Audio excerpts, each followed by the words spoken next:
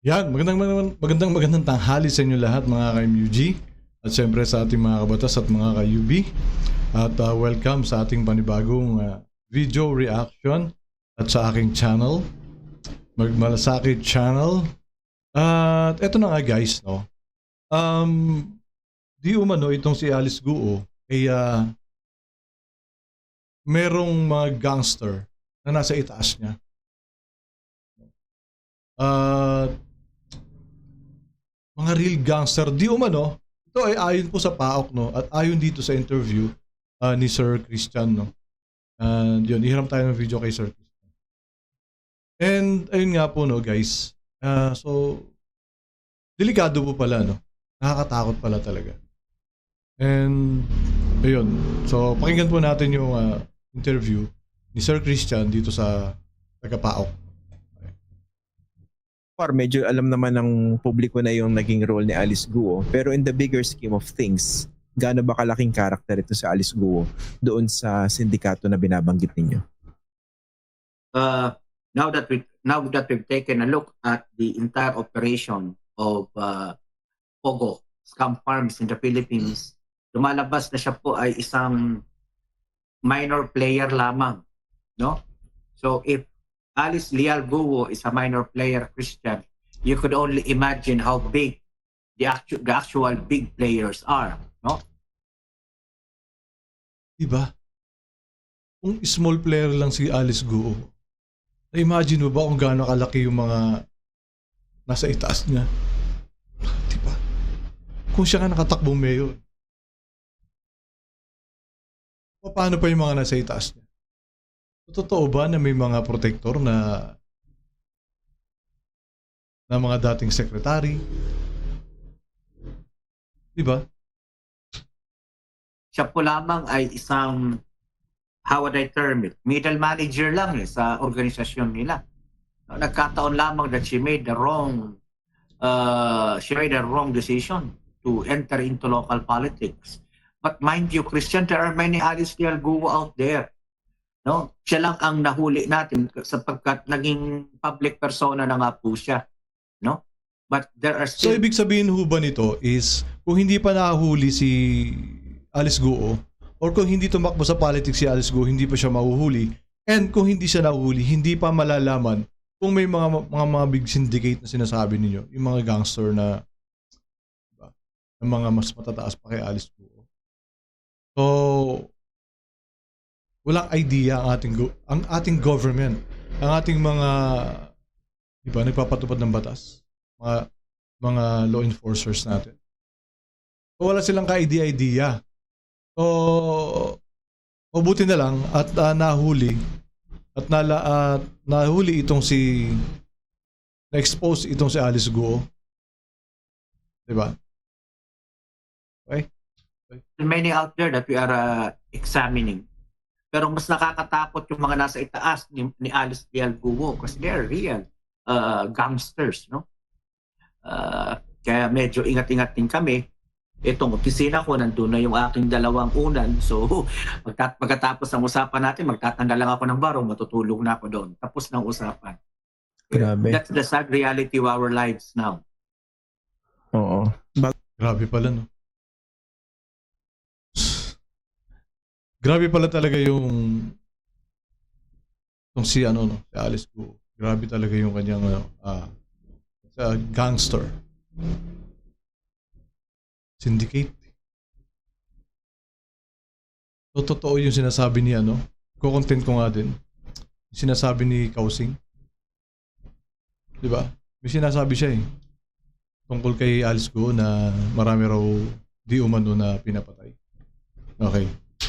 Bago ko puntahan yung katatanungin ko rin yung security at saka yung mga death threats na nakukuha ninyo. When you say middle manager lang si Alice Guo, ibig sabihin crucial lang siya rin sa pag-establish yung Pogo, din sa pag-asikaso ng mga lisensya, etc. etc. Pero yung mga higante talagang you can only imagine how big they are. Parang ganon? Yes. Sapagkat nakakuha na nga po siya ng kanyang quote-unquote Filipino citizenship that allowed her to be able to buy land and so on. But of course, we'll have to revisit that discussion again because now that she would be stripped of her Filipino nationality, then she loses the right to own those land in the first place.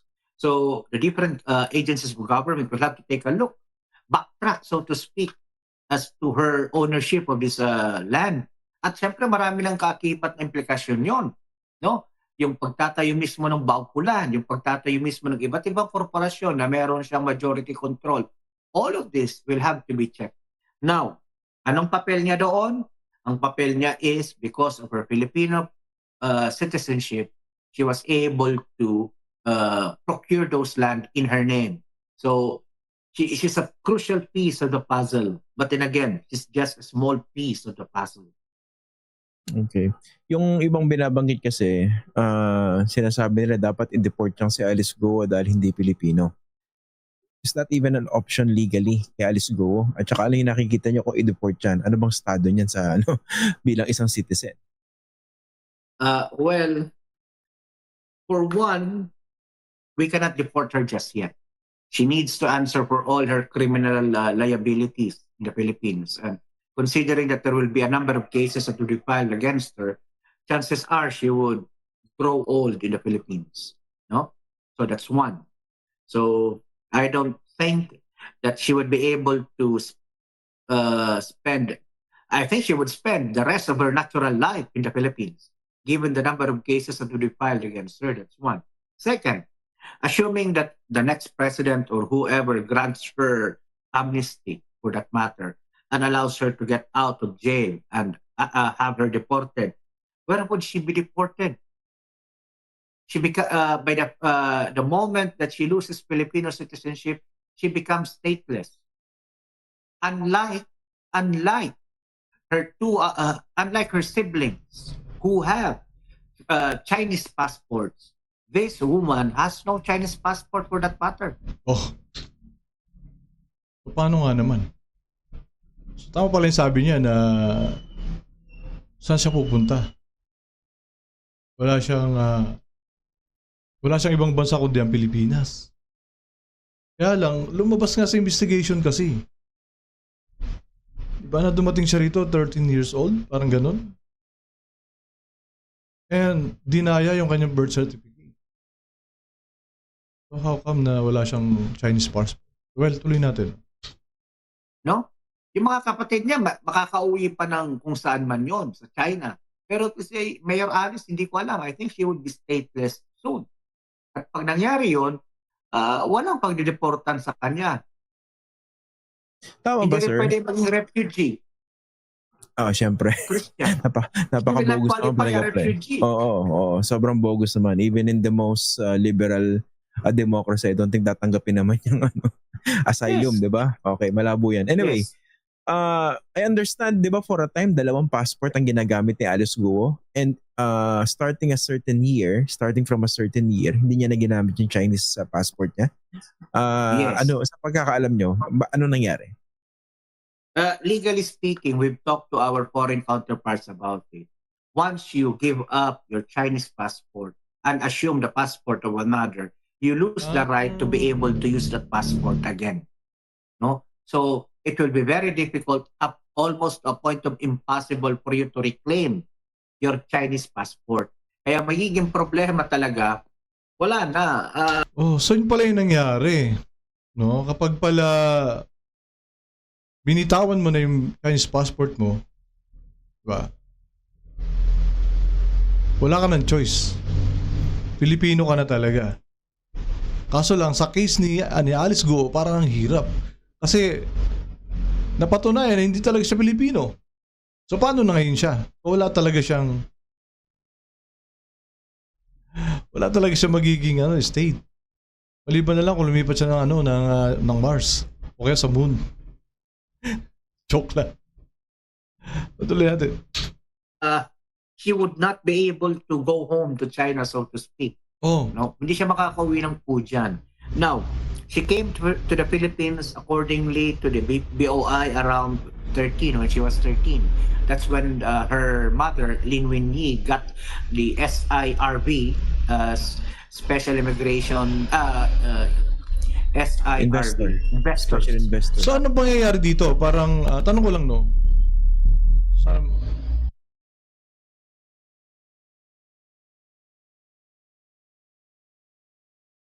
ang mangyayari dito, talagang makukulong lang siya. If ever na mapatunayan na nag-falsificate siya ng documents niya and wala naman siyang pagdideportan, so kulong lang talaga siya. Tapos mawawala yung pagiging Filipino citizen niya. Kasi hindi naman talaga siya Pilipino. And di ba may mga ibang cases pa siya kasi kasali nga siya sa gangster. Di ba? So kawawa itong taong ito. Di ba? Parang sobrang yaman, naging politiko, naging mayor, biglang lagapak na ganun.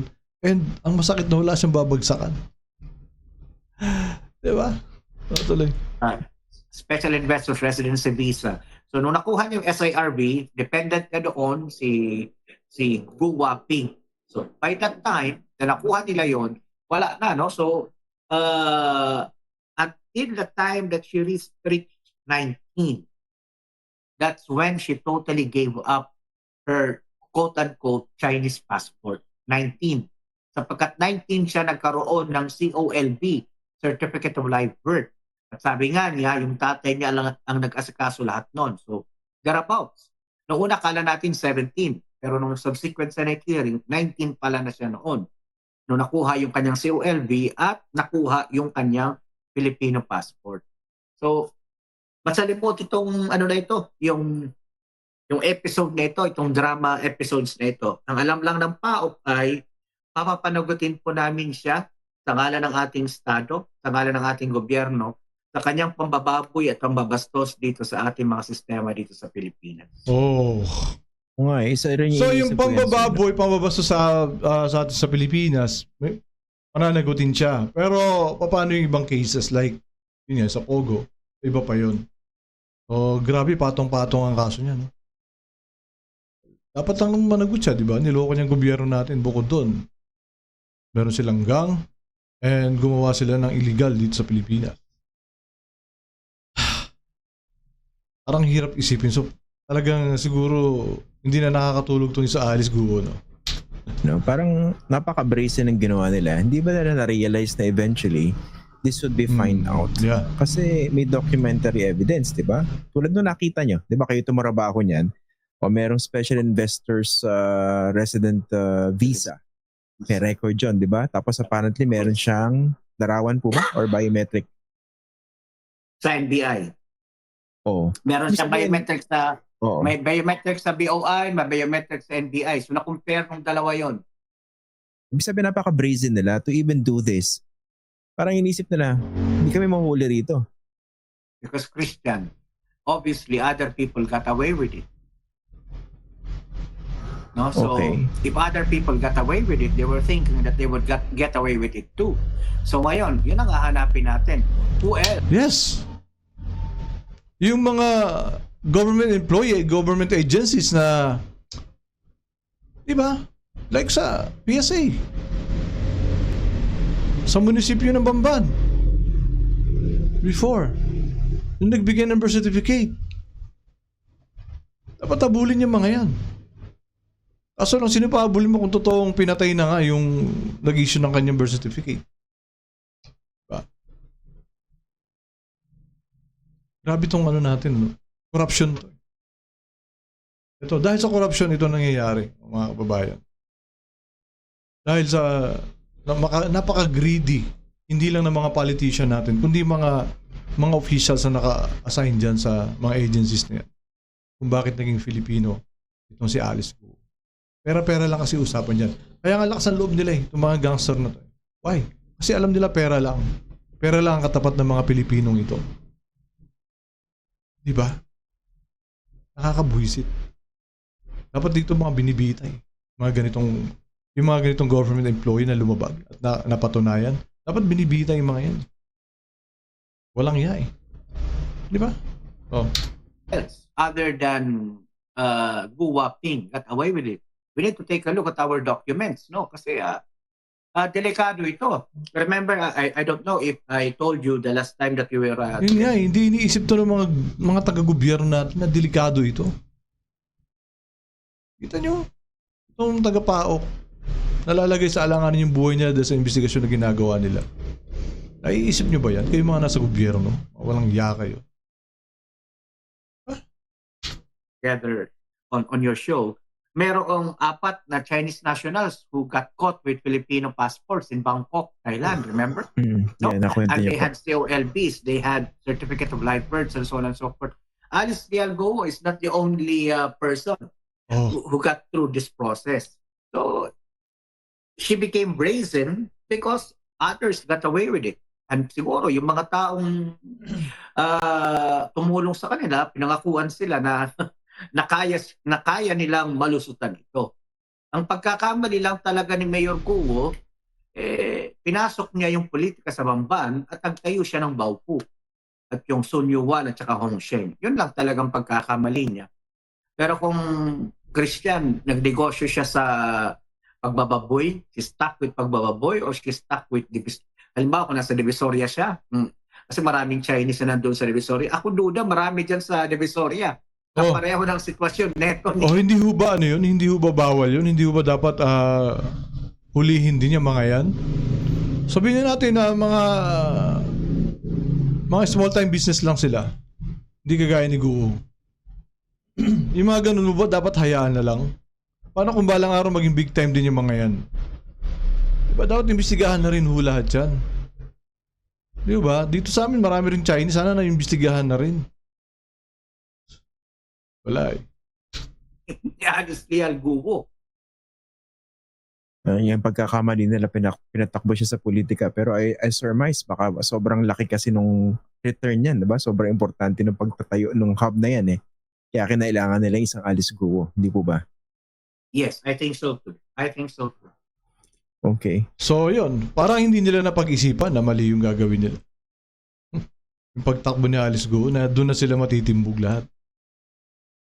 Diba? Kaya napaganda din. So sa side natin ng mga Pilipino, napaganda yung ginawa ni Alice Guo na pagtakbo dahil doon sa nabisto. Pero sana imbestigahan na rin lahat ng agencies na maaaring involved sa mga ganyan.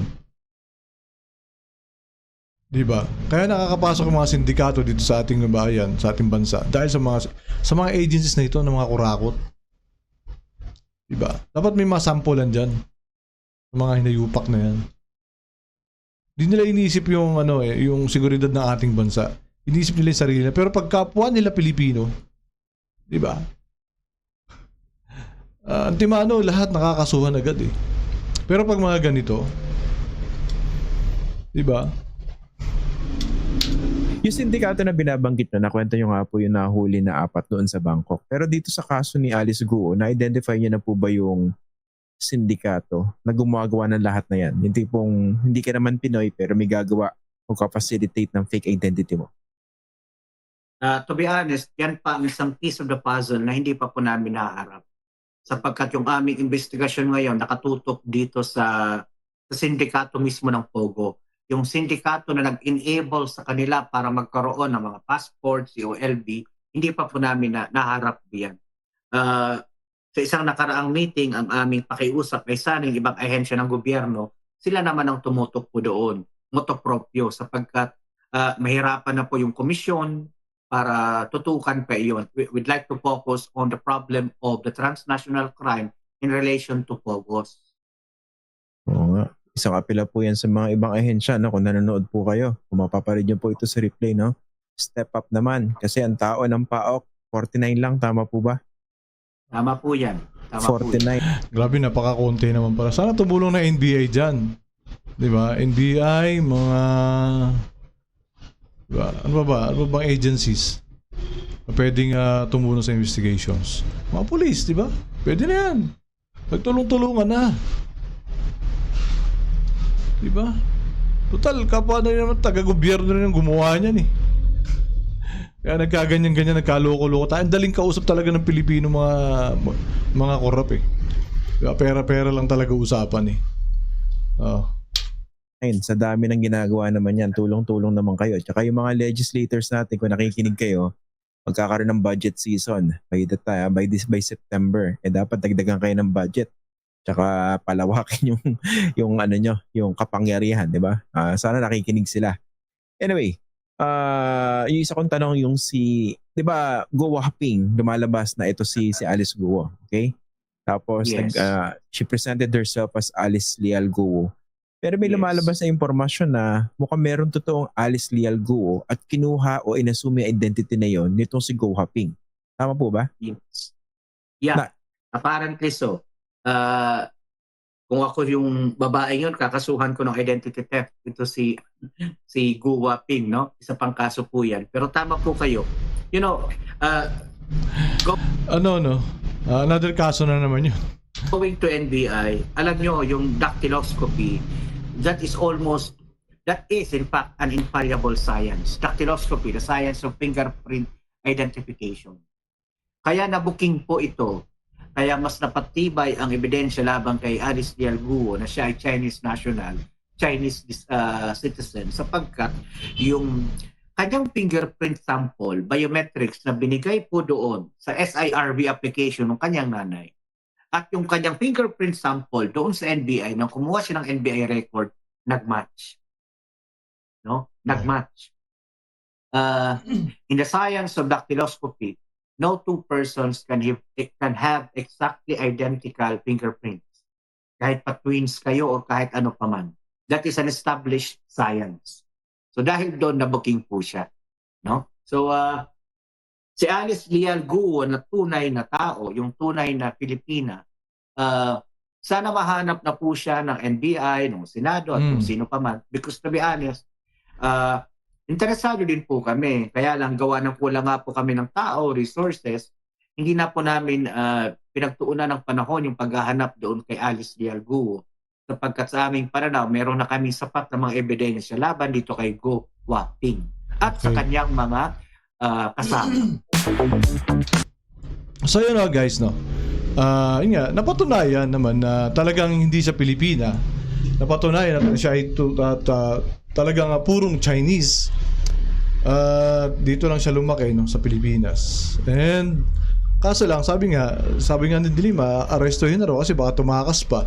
Kaso lang, problema nga, sabi nga ng mga abogado natin like Attorney Libayan and Attorney Claire, no, hindi pa rin pwede siyang arestuhin kung ang pagbabatayan ay yung birth certificate niya or ang pagbabatayan ay yung pagiging purong Chinese niya. Kasi nga po, may existing pa rin yung kanyang birth certificate. Pilipino pa rin po siya. Okay, unless kung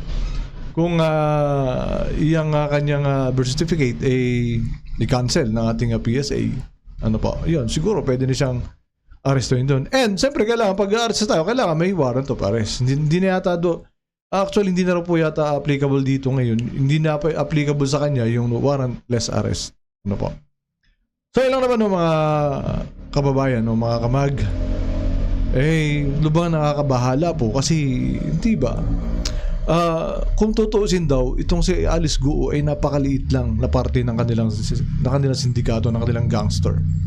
No? So nakakatakot kasi meron pang mga mas matataas sa kanya na kung sabi nga, kung isipin mo kung maliit lang, kung kapiraso lang si Alice Guo sa grupo, what more yung mga nasa taas niya.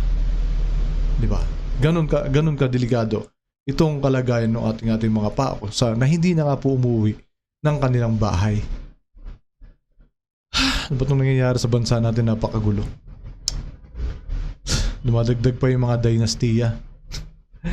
Alright, ito lang naman mga kamag. At siyempre, huwag natin kalilimutan. Minsan lang po tayo mabubuhay. Piliin po natin yung tama at mabuti. Maraming salamat po.